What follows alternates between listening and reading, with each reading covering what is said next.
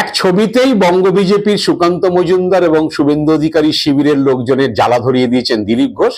ছবিটা হলো শনিবার দিন সন্ধ্যেবেলা ইডেন গার্ডেন্সে আইপিএল এর উদ্বোধনী ম্যাচে দিলীপ ঘোষ এবং জয় শাহ, মানে অমিত শাহর পুত্র জয় শাহ পাশাপাশি বসে খেলা দেখছেন। এই ছবি প্রকাশ হওয়ার পরেই হচ্ছে বিজেপির অন্দরে নানান অঙ্ক কষা শুরু হয়েছে বিভিন্ন শিবিরে। কেউ কেউ বলছেন এখনো তো সভাপতির নাম ঘোষণা হয়নি, তাহলে কি দিলীপের সঙ্গে অমিত শাহের কোনো সমীকরণের বদল হলো, সেই কারণে কি জয় শাহর সঙ্গে পাশাপাশি বসে তিনি খেলা দেখছেন, এই ছবি প্রকাশ্যে এসছে।